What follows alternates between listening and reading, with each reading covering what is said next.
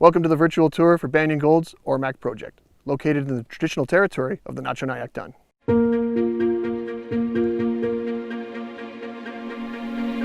Banyan Gold is a publicly traded company with a focus on the Yukon Territory. In particular, we have two projects we're working on actively, the Highland Gold Project in southeast Yukon and the Ormak Project located in central Yukon.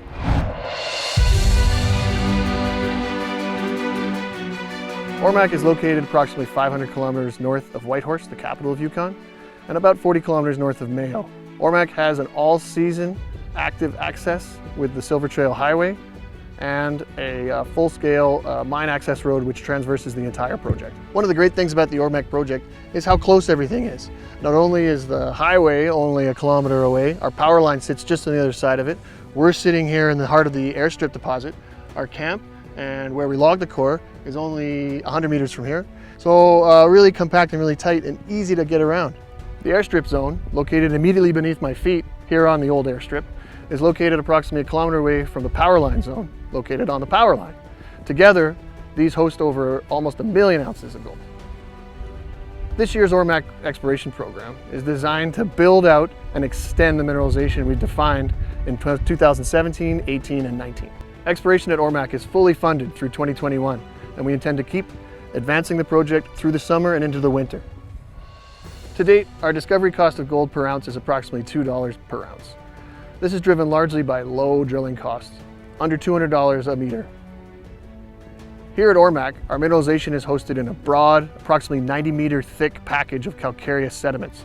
These sediments are preferentially mineralized with gold along a strike extent which has now been determined to be over 1 kilometer to 1.5 kilometers. This year's drilling will look to extend that to closer to 2 kilometers. The mineralogy of Ormak is driven by purite and purite mineralization. Purite is a mineral which is subtly magnetic, so magnetics really helps us focus our exploration on this project. The power line and the Airstrip projects are separated by approximately 1 kilometer. They are, however, mineralogically different. The 80-meter thick package of preferential mineralization of the calcareous sediments within Ormak, it possibly extends across a thrust fault onto the power line zone. We've only begun to look at the power line zone, but we see a lot more discordant veins and we see a different style of mineralization there. And this is quite attractive because it shows me there's a polymetallic work at play here. It's not just a simple single system. There's a lot of gold, it's been around in a long-lived system, and we intend to determine more of these targets throughout the district itself.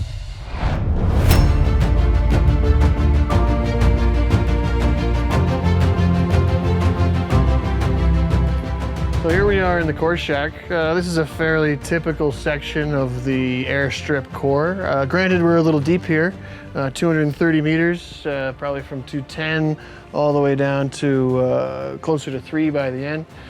We're looking at some deeper holes than we've drilled before this year based on the confidence we've received from resourcing and building a resource model last season. This is your schist. It's part of our calcareous package. Variably mineralized. You'll see some of the denotations we put on the core.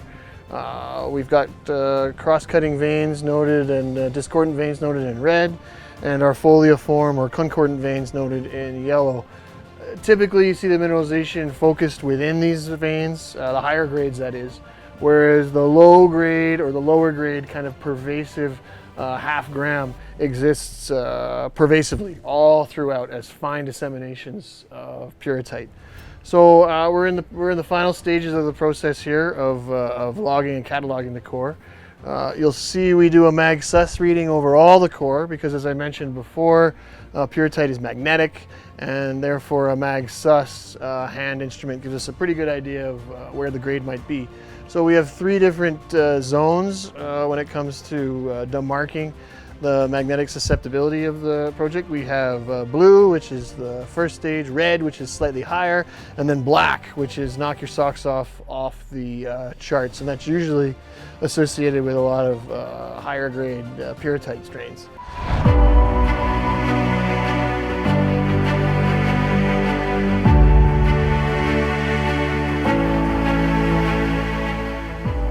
Our Our focus at Airstrip this year, and in subsequent seasons, is going to be to demonstrate the size potential of this deposit.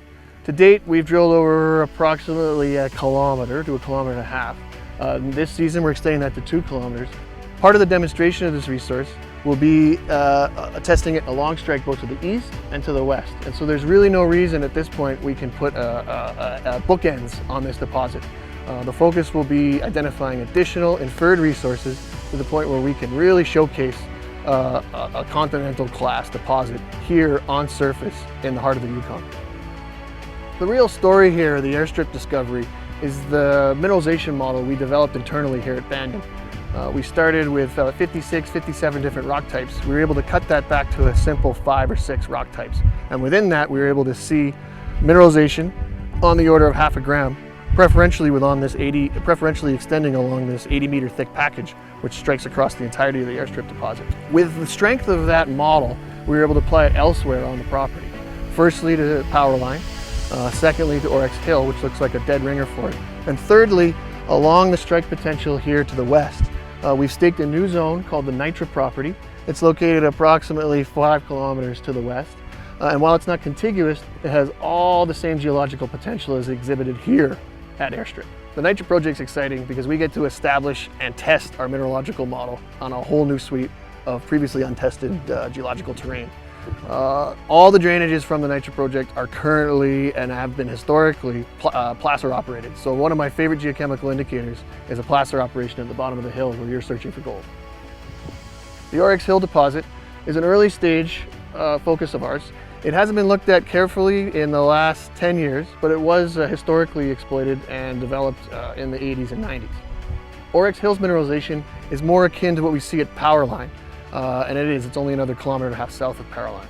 So we believe they're related. And what we intend to do is show that this system and this mineralogical package we've developed here can be applied elsewhere on the property. So the first step to that was across the highway on Power Line, and the next step will be taking that further up the hill to the Ormak zone.